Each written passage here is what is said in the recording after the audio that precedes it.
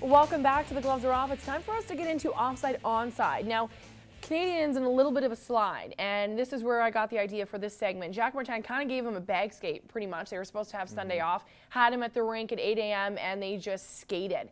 I want to know from you guys and your playing experience, Aaron, and your coaching and playing experience, coaching style, punishment type of thing. Is this what this team needs to snap out of it when you send a message like this, or is it useless? What do you think first, Ryan? I think the time is right for it. Okay.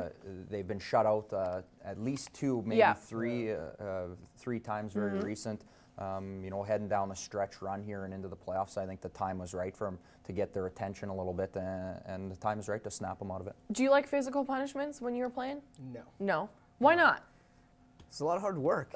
It was a lot of hard work, and especially if you know you weren't the one who, I don't know, was the one who maybe, like, you know, you did play your game to the best of your ability, and you weren't the one who was maybe carrying down the team, right? That's what I found, you know, being in a team sport, that I know everybody has to do it, but when it's not you that was the person who did it, it sucks. See, for me, you win and lose as a team, but another flip side of this, I want to know from your coaching and playing experience, what about verbal sort of, I don't want to call it abuse, but like cursing and things like that?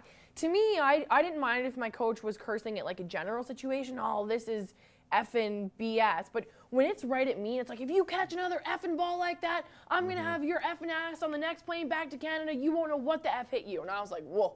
Do you like that sort of, I don't know, is it condescending or verbal abusive type of thing? Does that work for you with players? I don't know if I'd say I like it. Yeah.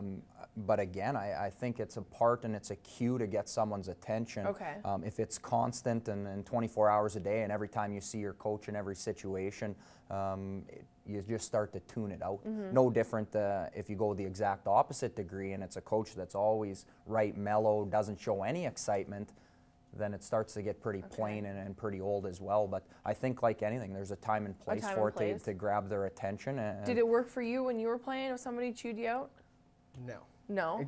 You know, it makes you feel bad at the time, but at the end of the day, you know, you kind of, it sits with you. And then, you know, you're thinking about it in the outfield, saying playing baseball. You know, it doesn't help, I don't think. Some situations, you know, different people respond differently, but to the point where sometimes you just gotta get used to it as well. Do you think it's knowing as a coach too, knowing what works for individual players? I mean, obviously what's going to get a rise out of you is going to be different than what gets a rise out of me. Do you think that that's maybe one of the challenges as a coach, to know what works for what player? I think there's no doubt. And also, I believe expectations and knowing when a player is off and when they should be doing more. And if it's something that's continued on over a while, then it's time to kind of rattle the chain a little bit and get their attention.